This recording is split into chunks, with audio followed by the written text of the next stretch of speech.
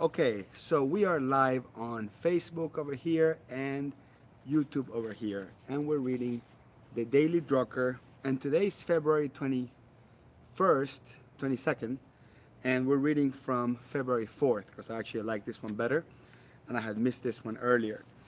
This one is called Knowledge and Technology. The search for knowledge, as well as the teaching thereof, has traditionally been disassociated from application. Both have been organized by subject, that is, according to what appear to be the logic of knowledge itself. The faculties and departments of the universities, its degrees, its specializations, indeed, the entire organization of higher learning, have been subject focused. They have been, to use the language of experts on the organization, based upon product rather than the market and the end use. Now we're increasingly organizing knowledge and the search for it around areas of application rather than around subject areas of discipline. Interdisciplinary work has grown everywhere. This is a symptom of the shift in the meaning of knowledge from an end itself to a resource, that is, a means to some result. Knowledge, as the central energy of a modern society, exists altogether in application, and when it is put to work, it is work, however, that defines the terms of its discipline. End results are interdisciplinary of necessity. So, certainly a mouthful, a lot of words in there, a lot of concepts. In a nutshell, I think what Peter Drucker is saying is, so before we had the boom of technology, the only logical way to organize knowledge, if you think of like the old school library systems where we search by author or by subject, was organizing it by subject, right? So if someone was searching for a particular piece of knowledge in something, they would have to know within what discipline it belongs to and what subject it belongs to, and then they can get the book or the set of books around that. Now that we are in the real modern world where information is searchable really easy, such as Google and Wikipedia and stuff like that, subject is no longer, knowledge is no longer compartmentalized into these little subject areas. It's now available and accessible from different entry points. Even if you didn't know what you were looking for, as long as the terms are similar, you can end up finding it in a Google search, for example. So one of the lessons here that is saying is just be very aware that the whole organization system of knowledge is changing. Okay, that is also changing the expectation of how people learn and when people learn. The other piece here is saying that for a very long time the trend was that knowledge needs to be hyper specialized, and I will tell you, I do think there's a lot of value on having a whole bunch of specialists out there that only do one thing and do that one thing right. The problem is that in business, you need sort of multiple specialists working together. So one of the lessons here is that, hey, when you are gathering this knowledge, make sure it doesn't stay ultra narrow so you can't apply it cross functionally across multiple disciplines.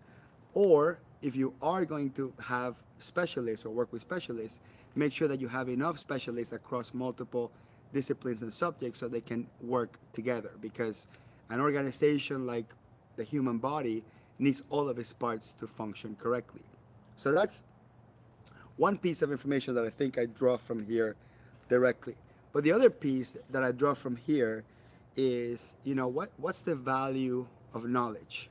And knowledge is it's an interesting asset that is difficult to place value on. Like I think all of us wish we knew more. I think that may be a universal statement I can make, not just with the folks that I know and the folks that watch these videos with me.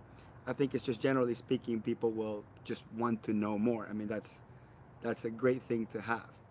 But the problem is that acquiring knowledge without putting it to work is what it's saying.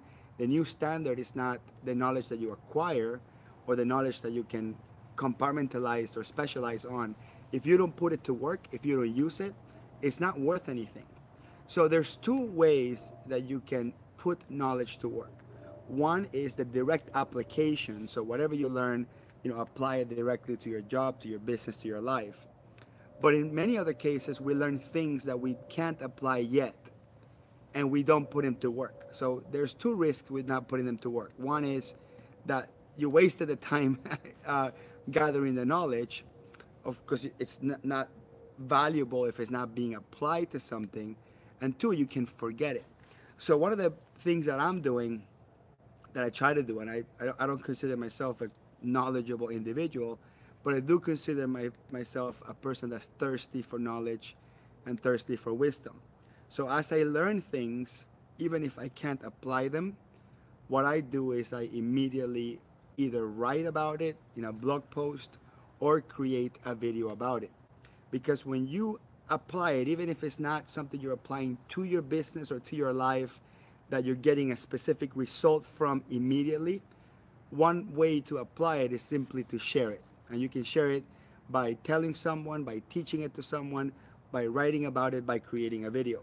So we live in amazing times where more and more knowledge becomes easily available to us. And we don't need to know what we're looking for. Half the times, we can just browse around and we find new information. At the same time, obviously that could be distracting and that could be a detriment. But I would love to recommend everyone that I love and all of my colleagues that if you're out there learning new things or if you're stumbling upon new interesting things, don't think that just learning that one time it's good enough. It is not. It's learning it and applying it. And if you can't apply it because it doesn't apply to you right there, teach it, share it, transfer it, write about it, make a video about it. Even if you don't make the video public, if you make a video as a personal video diary of what you're learning, but you have to apply it in one way, shape, or form. Otherwise, it will not sink in and it will not become permanent knowledge. And of course, it becomes completely useless. One interesting thing about knowledge is that if you know something no one else knows, maybe in the short term, you can ride the wave of, taking advantage of doing something that no one knows, right? That's possible. But if you know something or some sort of fact or historical fact or something like that, and no one else agrees with you, then you having that knowledge is probably worth nothing. So you almost have to make it a life plan, make it a life mission, that what you know, whether you're right or wrong, it doesn't matter. You need to share it. You need to share it. You need to talk about it. You need to bring people in on what you're learning and encourage other folks to learn alongside with you so you can even the load. Like imagine all the stuff that you ever wanted to know, and you're probably going to die not being able to know everything.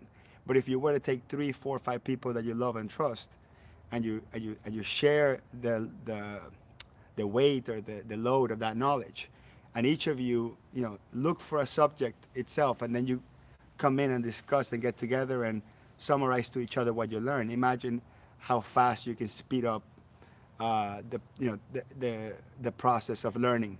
Okay, remember that in the knowledge age, the fastest track to wealth is to shorten the learning curve.